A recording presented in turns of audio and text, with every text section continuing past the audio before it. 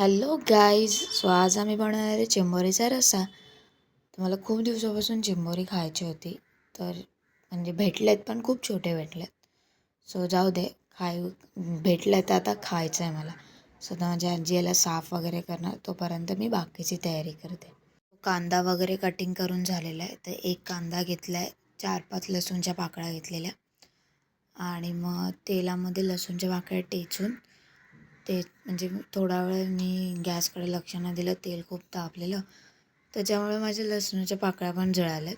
So कांदा आता लाल झालेला आहे. मग त्याच्यामध्ये आपण मसाले ॲड करूया. तिखट, आगरी मसाला, हळद.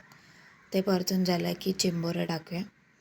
चिंबोरं छान कटिंग वगैरे केलेलं आहे आईने. सो चिंबोरी टाकूया आणि ते परतून झालं की वरनं वाटण टाकूया. वाटण तर रेडी आमच्याकडे, सो तेच आज टाकणार आहे. आणि परतून झाल्यावरती त्याला छान कोटिंग येणार, मस्त शिजवायचं. बघा आता मसाला टाकलेला आहे.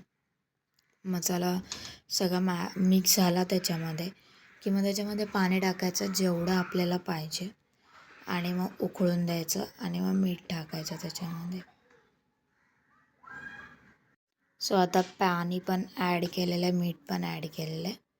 आता उकळी आली आहे चांगली, पण टेस्ट एकदम भारी येते आणि मी ती फर्स्ट टाईम बनवली आहे.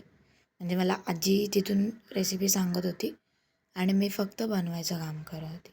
सो आता रेडी झालेलं आहे. चला आता घरी येऊन मी टेस्ट करते भाकरीसोबत. तर बघूया कसं झालं आहे. So thanks for watching my video. Bye bye.